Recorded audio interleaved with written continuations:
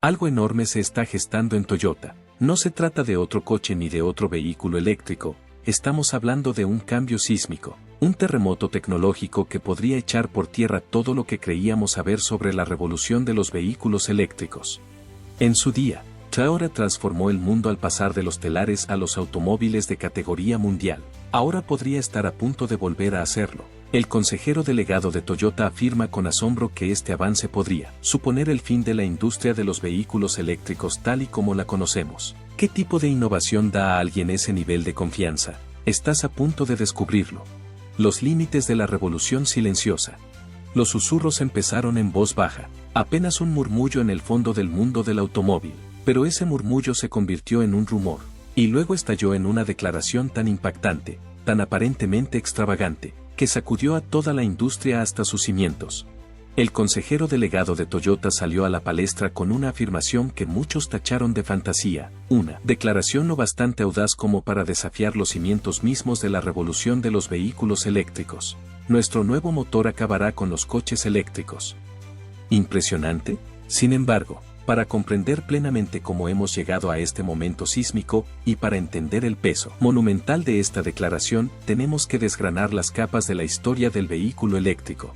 Los vehículos eléctricos suelen presentarse como el futuro, limpios, ecológicos e imparables, pero bajo esa imagen pulida se esconde una verdad callada y crucial, que ha estado impulsando el sueño eléctrico casi en silencio. En el corazón de este movimiento se encuentran los elementos de tierras raras, unos de los materiales más esenciales pero menos comprendidos de la tecnología moderna.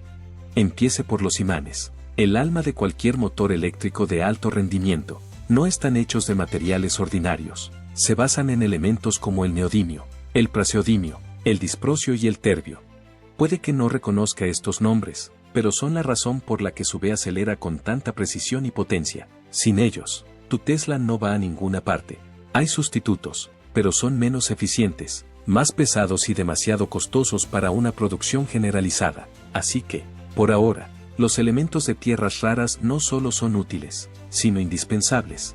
Pero aquí está el truco, más del 85% del procesamiento mundial de tierras raras está controlado por un solo país, China. No se trata solo de dominio, sino de dominio estratégico. Aunque países como Australia extraigan los minerales y Estados Unidos busquen sus reservas, el proceso crítico de refinado sigue estando casi totalmente bajo el control de China. Este control otorga a China una enorme influencia, las cuotas de exportación, las medidas enérgicas contra el medio ambiente e incluso las amenazas sutiles vinculadas a tensiones políticas pueden extenderse por todo el mundo y llegar directamente a la cadena de suministro de los vehículos eléctricos. Y el impacto no es teórico. Entre 2010 y 2011, China redujo las exportaciones de tierras raras, y los precios de elementos clave como el neodimio y el disprosio se dispararon más de un 750%. Los fabricantes de automóviles se volvieron locos y los gobiernos se apresuraron a reevaluar sus cadenas de suministro. El mercado de las tierras raras se ha estabilizado desde entonces, pero dista mucho de ser predecible. El temor a una nueva crisis de precios es constante. Aunque el verdadero coste no se mide solo en dólares, la minería de tierras raras es sucia. La extracción suele generar residuos tóxicos, contaminación del agua e incluso subproductos radiactivos. En regiones como Mongolia Interior, las explotaciones mineras han dejado cicatrices en paisajes enteros. Se han envenenado ríos, arruinado tierras de cultivo y desplazado comunidades enteras. Resulta irónico que los vehículos eléctricos se consideren limpios mientras sus componentes se extraen de la tierra devastando los ecosistemas. ¿Y la mano de obra? Eso es otro tema. En algunas partes del mundo donde se practica la minería, sobre todo en las regiones menos reguladas, hay informes preocupantes sobre condiciones de trabajo inseguras, salarios bajos y prácticas de explotación. En la carrera por la electrificación, muchos consumidores apoyan sin saberlo cadenas de suministro que son cualquier cosa menos éticas. Varios países se apresuran a diversificar su oferta. Los CE ha designado las tierras raras como minerales críticos y está invirtiendo en nuevos proyectos de extracción y procesamiento en lugares como California y Australia. Incluso hay un creciente interés por la minería submarina, donde los depósitos de tierras raras se encuentran dispersos en el fondo del océano. Pero estas opciones no solo son caras, sino que también están a años, posiblemente décadas, de ser escalables. Y cada una conlleva sus propios problemas medioambientales y éticos. También está la idea de reciclar las tierras raras de viejos aparatos electrónicos, motores y baterías. Es prometedor, es ecológico, pero hoy por hoy, solo se está rascando la superficie de lo que se necesita para satisfacer la demanda exponencial. Las tasas de reciclado siguen siendo bajas y la infraestructura para apoyar la recuperación a gran escala está aún poco desarrollada. Y esto plantea una cuestión más importante, que rara vez nos planteamos. La narrativa en torno a los vehículos eléctricos se presenta a menudo como un simple cambio, de la gasolina a la electricidad, de la contaminación a la pureza, pero ese pensamiento binario pasa por alto la vasta y desordenada maquinaria industrial que zumba entre bastidores. Sí, los vehículos eléctricos reducen las emisiones del tubo de escape, pero el viaje de la mina al motor, del mineral al movimiento, revela un balance medioambiental mucho más complicado, lo que nos lleva a Toyota. Durante décadas, esta empresa ha seguido un camino diferente, defendiendo los vehículos híbridos en lugar de lanzarse de cabeza a la carrera de los vehículos eléctricos. Los críticos lo calificaron en su día de cauteloso, ahora parece previsión. Es posible que la estrategia de Toyota se haya basado en un reconocimiento temprano de estos mismos retos, los cuellos de botella de los recursos, la dependencia geopolítica y las verdades incómodas ocultas bajo la imagen del B. No se limitaron a cubrir sus apuestas, vieron lo que se avecinaba, y si miramos hacia adelante, la carrera hacia un futuro sin emisiones no se ganará únicamente con estaciones de recarga y baterías de iones de litio. Requerirá una innovación que resuelva los problemas centrales, no solo que los desplace, porque si ahondamos un poco más, resulta evidente que la revolución eléctrica, tal y como está planteada hoy, descansa sobre un terreno inestable, y eso nos lleva al siguiente problema, un tipo diferente de peso que está frenando a los B. Literalmente, hablemos de la batería. El peso de la batería. Las baterías de iones de litio más avanzadas de la actualidad ofrecen una densidad energética de entre 253.000 vatios por kilogramo. Eso puede parecer impresionante hasta que se compara con la gasolina tradicional, que tiene más de 12.000 vatios por kilo. Incluso teniendo en cuenta las ineficiencias de los motores de combustión interna, la diferencia sigue siendo asombrosa. Se necesitarían varios cientos de kilos de baterías para igualar la producción de energía de un solo depósito de gasolina. No es solo un detalle técnico, es un obstáculo fundamental. Aumentar la densidad energética de las baterías no es solo una cuestión de comodidad, es una cuestión de física, química y compromiso. La búsqueda de un mayor almacenamiento de energía suele ir en detrimento de la seguridad, la longevidad y el coste. Los productos químicos con mayor densidad energética suelen ser más volátiles, propensos al sobrecalentamiento o incluso a incendiarse en condiciones inadecuadas. Y aunque los avances experimentales acaparan titulares, la escalabilidad comercial sigue siendo una cuesta empinada. En resumen, estamos intentando meter más energía en el mismo espacio pequeño, y nos estamos topando con los límites de lo físicamente posible, al menos por ahora, pero incluso si aceptamos estas limitaciones, se vislumbra un obstáculo mayor en el horizonte, la infraestructura. Para sustituir una flota mundial de vehículos de combustión interna por otros eléctricos, necesitaríamos una red de recarga a una escala sin precedentes, una que sea rápida, fiable y esté disponible en todas partes, desde los densos centros urbanos hasta los tranquilos rincones de las carreteras rurales. Hoy en día, no estamos ni cerca. Según la AIE, las estaciones públicas de recarga rápida representan solo una pequeña parte de todas las cargas de vehículos eléctricos del mundo, y se concentran sobre todo en las grandes ciudades y en las regiones de renta alta. Para los habitantes de las ciudades con garaje o acceso a un aparcamiento exclusivo, cargar el vehículo en casa puede resultar muy cómodo. Pero, ¿qué ocurre con los residentes en apartamentos, las familias rurales, las flotas de reparto en regiones remotas? La brecha de infraestructuras perturba la equidad, la comodidad y la fiabilidad. Construir este tipo de infraestructuras requiere miles de millones de inversión, una política gubernamental coordinada y años, si no décadas, de desarrollo. Incluso entonces, puede que no iguale la experiencia de repostaje sin interrupciones que ofrece hoy la gasolina. Luego está la cuestión del tiempo. Incluso los cargadores rápidos más avanzados tardan entre 20 y 40 minutos en proporcionar una carga significativa a un vehículo eléctrico. Eso está muy lejos de los 3 a 5 minutos que se tarda en llenar un depósito de gasolina. Para los viajeros de larga distancia o las familias que viajan, ese tiempo extra es mucho. El cambio psicológico necesario para aceptar los retrasos en el cobro no es trivial. Para muchos conductores, la posibilidad de repostar rápidamente y volver a la carretera no es negociable. Esto nos lleva a la paradoja de la practicidad. Añadir baterías más grandes para aumentar la autonomía incrementa el peso del vehículo, lo que a su vez reduce la eficiencia. Una batería típica de un vehículo eléctrico puede pesar de 900 a 1600 libras, lo que supone casi un tercio de la masa total del vehículo en algunos casos. Este peso añadido afecta a la maniobrabilidad, el frenado y el desgaste de la suspensión y los neumáticos. También consume más energía durante la aceleración, sobre todo en situaciones de tráfico lento, lo que irónicamente acorta la autonomía que se pretendía aumentar con baterías más grandes. Y si crees que esto solo afecta al propio coche, piensa en grande. Una transición masiva a los vehículos eléctricos supondría una nueva e inmensa carga para las redes eléctricas nacionales, sistemas que ya están sometidos a tensiones en muchas partes del mundo. Consideremos el impacto de millones de coches cargando simultáneamente durante las horas punta. Sin grandes mejoras en la red, los apagones podrían ser más frecuentes y las tarifas eléctricas podrían dispararse. La integración de fuentes de energía renovables como la solar y la eólica puede ayudar, pero hacerlo a gran escala plantea problemas de intermitencia. El sol no siempre brilla y el viento no siempre sopla. Las empresas de servicios públicos están empezando a experimentar con soluciones de recarga inteligente, tecnologías que gestionan cuándo y cómo los vehículos eléctricos consumen energía de la red. Pero la adopción es lenta y la modernización de redes anticuadas en países en expansión es una tarea generacional, no una solución trimestral.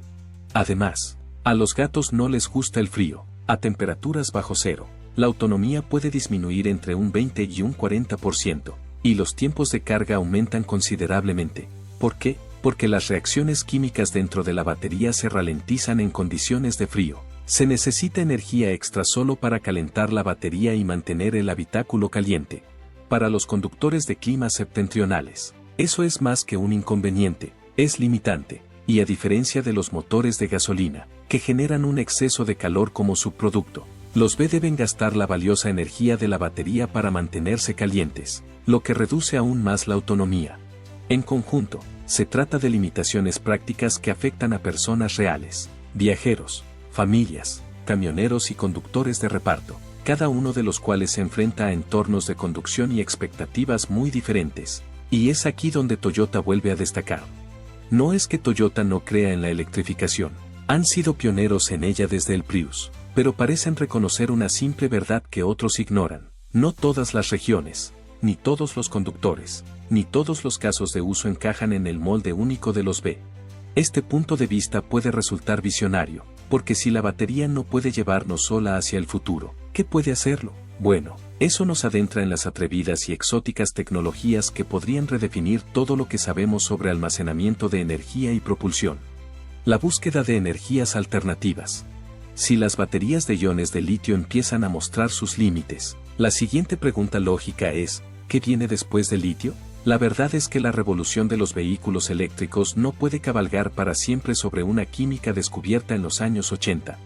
A medida que los ingenieros tocan techo en la tecnología de iones de litio, investigadores, fabricantes de automóviles y visionarios de la energía se adentran en la próxima generación de sistemas de almacenamiento de energía y propulsión. Algunos son nombres conocidos con un potencial aún por explotar. Otras son nuevas direcciones radicales que podrían remodelar por completo el futuro de la movilidad.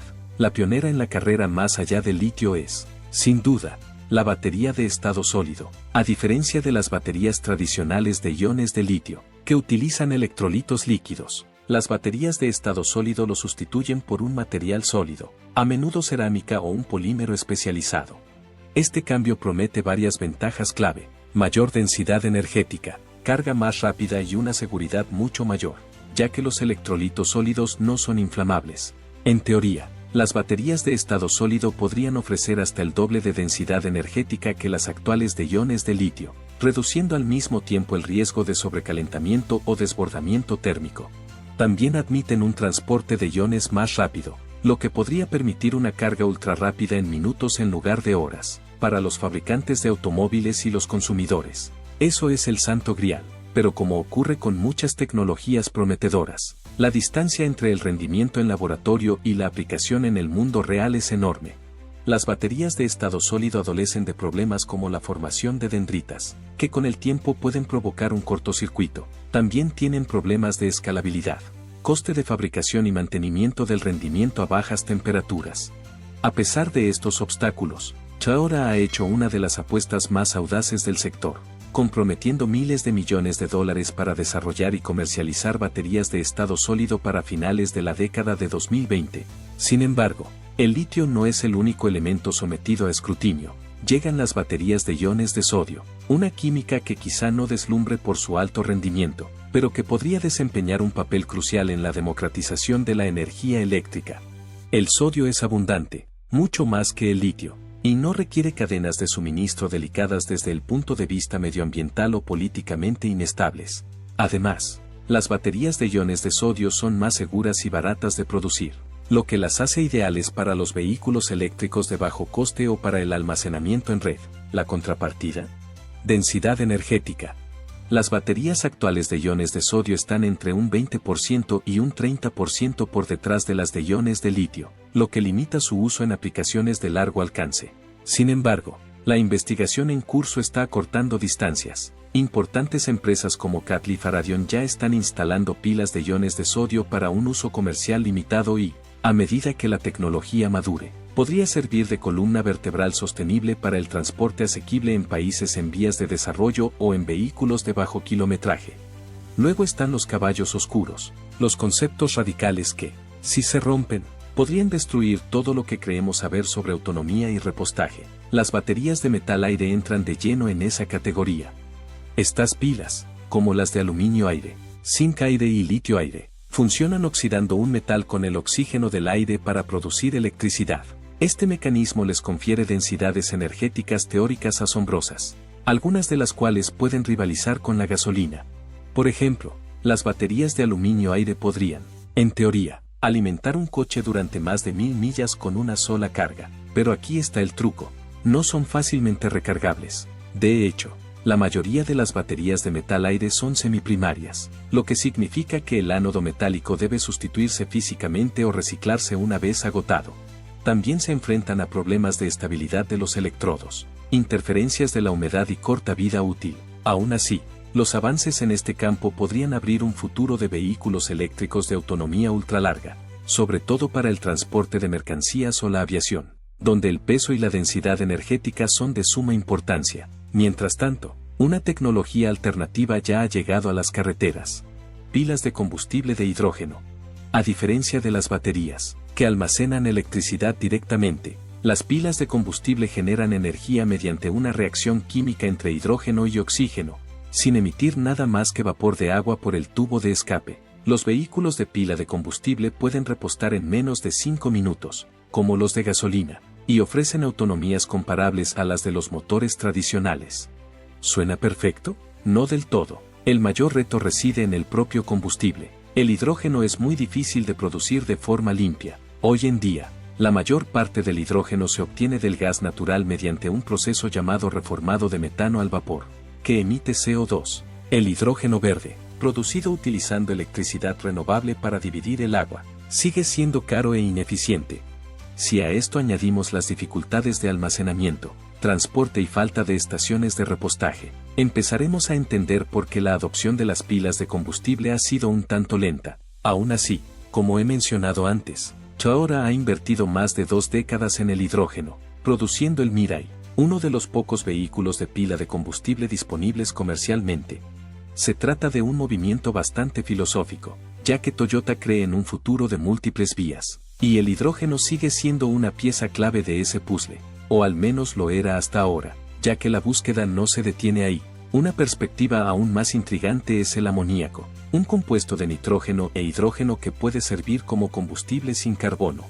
A diferencia del hidrógeno, el amoníaco es más fácil de almacenar y transportar, y ya cuenta con una infraestructura de cadena de suministro mundial gracias a su uso en la producción de fertilizantes. Puede utilizarse en motores de combustión interna o en pilas de combustible especialmente diseñadas. Pero, una vez más, hay un inconveniente.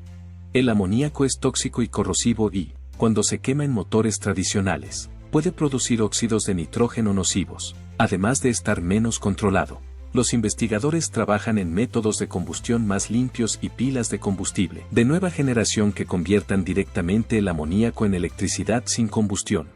Si se superan estos obstáculos, el amoníaco podría convertirse en un combustible limpio y de alta densidad energética que impulsara el transporte de larga distancia con una huella de carbono mínima. Y luego están los combustibles sintéticos, o e-fuels, hidrocarburos líquidos fabricados combinando hidrógeno verde con dióxido de carbono capturado. El atractivo es enorme. Los e-combustibles pueden utilizarse en los motores existentes, con la infraestructura existente que ofrece un camino hacia la descarbonización sin necesidad de una flota de vehículos completamente nueva. Porsche, Audi y otros fabricantes de automóviles ya han empezado a experimentar con plantas piloto para producir combustibles sintéticos, aunque a un coste elevado. El proceso requiere mucha energía y actualmente no es rentable, pero a medida que la electricidad renovable sea más barata y abundante, los e-combustibles podrían convertirse en una tecnología puente viable, especialmente para sectores como la aviación y el transporte marítimo, donde la electrificación es un reto. Entonces, ¿dónde deja esto a Toyota? ¿En el centro de la tormenta? Su negativa a apostar por los vehículos eléctricos no se debe a que se resista al cambio. Se trata de reconocer la complejidad. En lugar de apostar por una sola tecnología, Toyota ha creado una cartera que abarca híbridos enchufables, pilas de combustible de hidrógeno, combustibles sintéticos y, ahora, baterías de estado sólido. Su planteamiento dice claramente una cosa: el futuro del transporte limpio no será monolítico porque las distintas regiones tienen necesidades diferentes, porque los distintos vehículos tienen funciones diferentes y porque ninguna solución, ni siquiera el mejor B, puede satisfacer por sí sola todas las demandas. Los caminos divergentes. Piense en ello. Algunos gobiernos están imponiendo un futuro totalmente eléctrico, otros están tomando un camino más lento y diversificado. La Unión Europea, por ejemplo, ha propuesto prohibir de facto los nuevos vehículos con motor de combustión interna para 2035, y países como Noruega y los Países Bajos se han fijado plazos aún más cortos. En países como Suecia y Alemania, los vehículos eléctricos de batería ya representan una parte importante de las ventas de coches nuevos. Fabricantes de automóviles como Volkswagen, Renault y Mercedes-Benz han reaccionado en consecuencia. Por ejemplo, tiene previsto eliminar por completo las ventas de vehículos con motores de combustión interna en Europa para principios de la década de 2030. Para estas marcas, el clima político y de consumo de Europa deja poco margen de maniobra a la hora de apostar por el B o la quiebra. Sin embargo, mientras Europa pisa a fondo el acelerador eléctrico, Estados Unidos pisa un poco el freno. Los créditos fiscales federales y las iniciativas estatales, especialmente en California, están fomentando las ventas de B. Pero la adopción es desigual. En las regiones rurales y de América Central, los vehículos eléctricos siguen siendo un producto de nicho, limitado por las deficiencias de la infraestructura de recarga e incluso por el escepticismo cultural. Por eso, fabricantes de automóviles como Ford y GM invierten en B, pero siguen apostando por camiones e híbridos. El mercado estadounidense está más polarizado, y eso significa más flexibilidad. Por el momento, luego está China, un mercado que avanza más rápido que los demás, pero en sus propios términos, respaldada por una política gubernamental firme, generosas subvenciones y una intensa competencia nacional. China se ha convertido en el mayor mercado de vehículos eléctricos del mundo.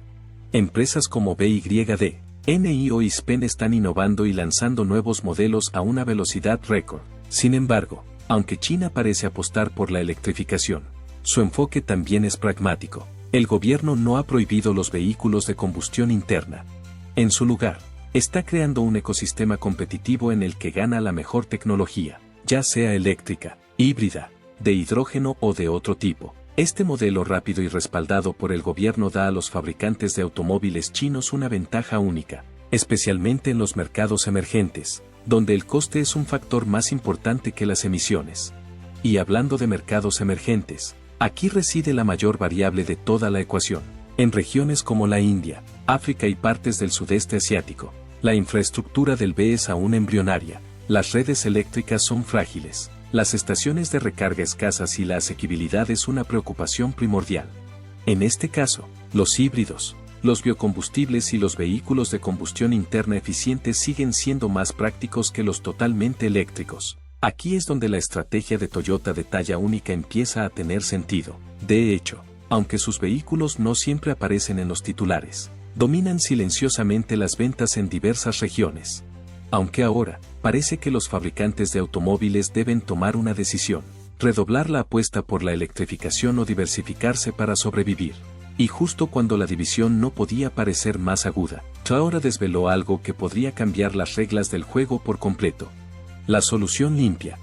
Informes procedentes del círculo más íntimo de Toyota apuntan a algo realmente extraordinario, algo que podría redefinir por completo el futuro del transporte. Según estas fuentes, el CEO Koji Sato convocó recientemente una reunión de alto nivel en la sede de Toyota con sus mejores ingenieros, desarrolladores senior y ejecutivos clave. Lo que ocurrió a continuación dejó atónitos a todos los presentes.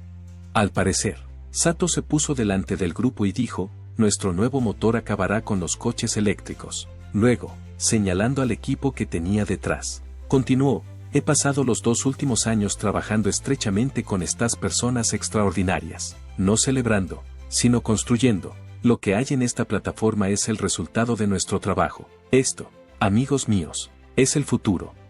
Lo que vino a continuación fue impactante. Sato presentó lo que algunos llaman la innovación energética más audaz desde la invención del motor de combustión interna, un motor que funciona con agua. Según fuentes internas, los ingenieros de Toyota han estado desarrollando en silencio un sistema que extrae hidrógeno del agua a demanda, en lugar de depender de tanques pesados y de alta presión como los vehículos de hidrógeno tradicionales. Este sistema divide el agua en hidrógeno y oxígeno en tiempo real, sin necesidad de repostaje externo. Solo hay que añadir agua.